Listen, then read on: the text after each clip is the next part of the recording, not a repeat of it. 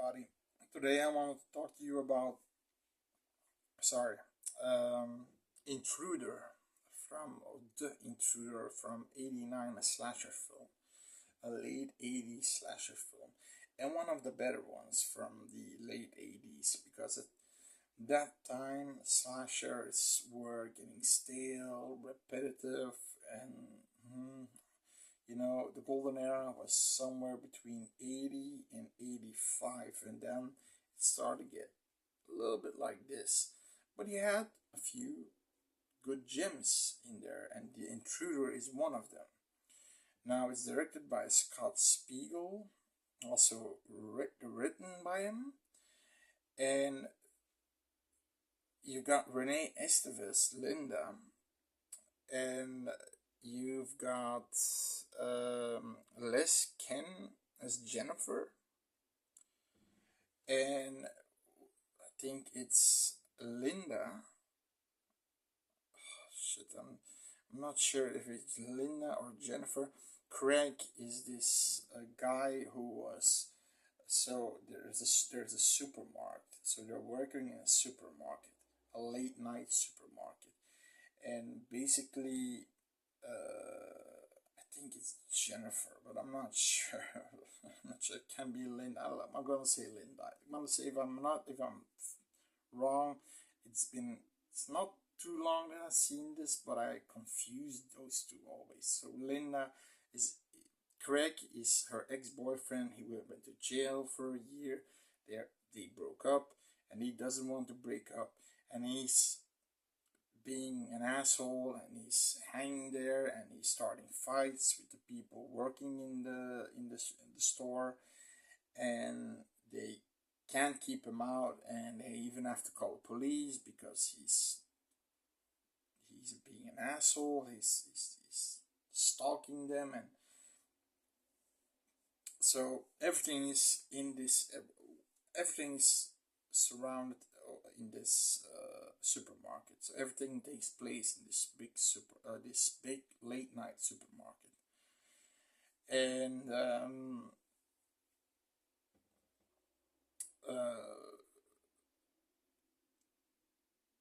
the thing is that if you had the poster of this movie, you basically know who the killer is. There's also Bruce Campbell, and this was the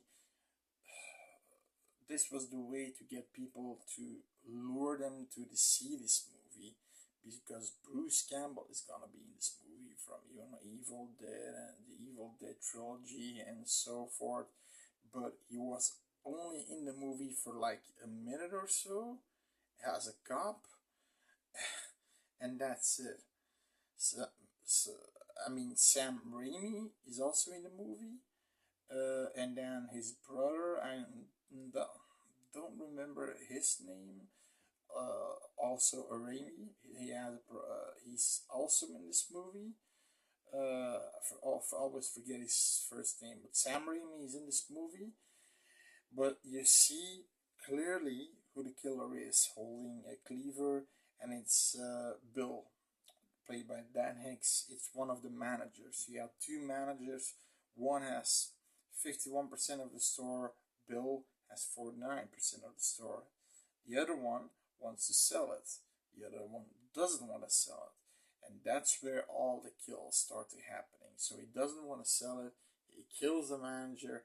Now, and then he gets a little bit carried away, and he starts to kill everybody.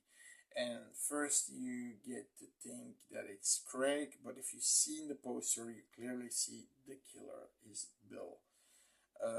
Because when he gets to put out the trash earlier on, before everything starts happening, he gets in a fight with Craig, and Craig knocks him out with a hammer, and then we get to the manager's office, and he's signing some papers, and he's saying, Bill, sign this too, please, and I'm rid of no, can I get rid of it? Can I get rid of that? And those needles where you put papers on, he takes his head, and sticks that right in his eye. Really explicit scenes, really good gore. I mean, this movie, it's a simple story. Everybody is dies one by one by one. This these kills are so vicious. You've got a guy who is compressed in this garbage compressor, and he's like like you see his head being smashed, eyes popping out. You see this guy going through a butcher's, it's a cutting machine that goes like this, like, and you see him going like this, and then he takes the top of the head and puts it wrong, to puts it too crooked on the head. So you have this head, that part, and that part is off, and he puts it back on, but upside down, and it's just fucked up. It's just really fucked up. Really fucked up kills. Really fucked up kills. For that reason alone, you should don't mind Bruce Campbell or give a shit about Bruce Campbell in this movie. And don't fixate too much on Craig, because Craig at one point he becomes the hero, so to speak. He sees Bill killing someone. He tries to get in the store. He tries to save, and now I'm thinking it's Linda. Okay, um, and they both fight against Bill. And at the end, the police arrives. Of course, it took them like 10-20 minutes or something to arrive. And one of them is Bruce Campbell playing a cop. And Bill, they thought he's dead, but he's alive. He said, they attacked me, they killed everybody. And they immediately put Craig and Linda on the hood of the car. You sons of bitches, you're going away for a long time. So basically, the killer wins in this movie. He says, yeah, he wanted to put the blame on Craig, and eventually it almost didn't work. But I mean, how the guy is still alive, I don't understand. He gets multiple stab wounds, multiple cleaving wounds. He gets a foam put on him, but he's still alive, and alive enough to say that they killed everybody. They did this. They attacked him, and if we have a good, I hope they get freed. If you have a good court system, a good CSI team, and find his fingerprints from Bill on all the murder weapons, but it's just a great movie. It's has a good atmosphere. The shop is a fun but also a creepy atmosphere, because you've got the room where all the carcasses hanging, where the flesh is being cut. The butcher, where the butcher works. That's the butcher is played by Sam Raimi. He eventually gets his neck impaled with a hook.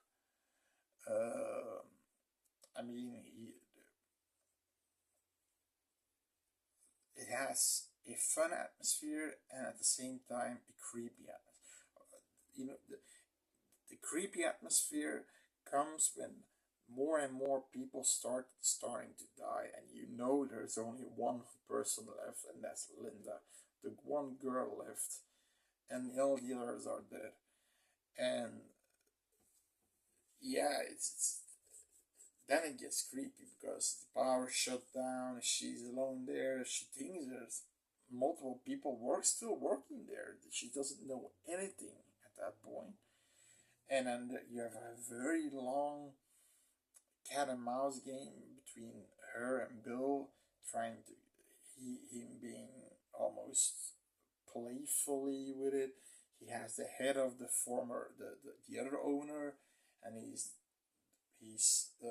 wiggling about it. He's just crazy, just fucking crazy. I mean,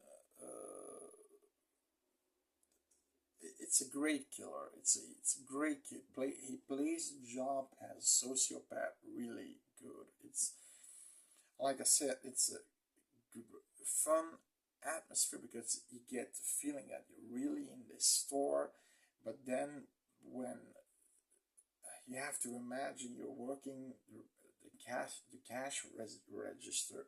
Linda's working there, and everybody's getting killed off. And then at the end, the power goes out, and then this guy comes, and she hugs him, or no, she just takes his arm or hugs him or whatever, and she sees blood, and he says, "It's just for my." Yeah, I mean, no, sorry. She gets first. First, she gets attacked by an unknown assailant. She cuts the assailant with a knife in the hand, and then she wants to go to the register to call the police. Then you see Bill coming. She doesn't know it's Bill. She hugs him, and then she sees the cut on his hand, and she knows he is the killer, and he knows this and drops the phone and makes this smile. Ooh, and goes towards her hair and pulls her hair back. She has this long, beautiful hair and pulls her back. He has an entire pluck of hair in his hands. I mean, he's a real crazy mofo, right? It's crazy mofo, crazy mofo. I mean, he really plays well. He really, really plays well. Because in the beginning, you like the character. He's a fun guy. He's the only guy who wants to keep a store and the people there working. You root for him, but then apparently this guy turns into a vicious killer because the only plan was killing the other owner, so he gets all the percentages, but then what if I kill everybody? So it's that's why he says I got a little out of hands. I got a little out of hands. Just like I mean, it's just great, right? So it's one of the better slasher movies. You can see it's like I said, it's got that you feel like you're really in a supermarket. You feel that the people are kind of fleshed out. You know these people. The other one is a slacker. The other one is a beer drinker. The you know the other one doesn't like his job, and it's a good movie. The acting, like I said, isn't too bad. When Craig gets in a fight in the beginning of the movie with these guys, he does these stupid karate chops that you see that they don't hit the target so far away. It's so stupid. It's stupid. It's a super bad choreographed fight, and but hey, okay, yeah, it's a B, slasher movie. What do you expect? What do you expect? Uh, but it's more so for the gore. Then you really should watch this movie, The Gore. It's all about the gore. This movie.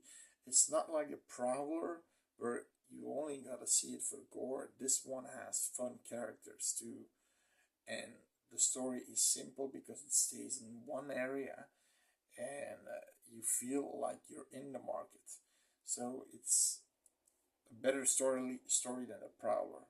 So you got good gore, nice environment, good acting, and some good atmosphere. So, like I said, what are the negatives? Craig isn't the best actor. Like I said, the fighting is really done in a hokey way. That is, the choreographic fighting is really fake. You see that they're not hitting him at all. That's a little bit stupid. That for me should have stayed out. Um, but and the fact that Bruce Campbell at the end comes and that the killer, I didn't like that the killer, he lives and he basically gets away with it. I didn't like that, but I mean, he's a real psycho and just gets away with it. Okay, Craig, I don't give a shit about Craig, but Linda, I mean, the final girl, I mean, she's an innocent, right? So that's the only thing I sort of disliked in this movie, but for that's the only thing. So I really recommend it. The Intruder from 1989. Sorry.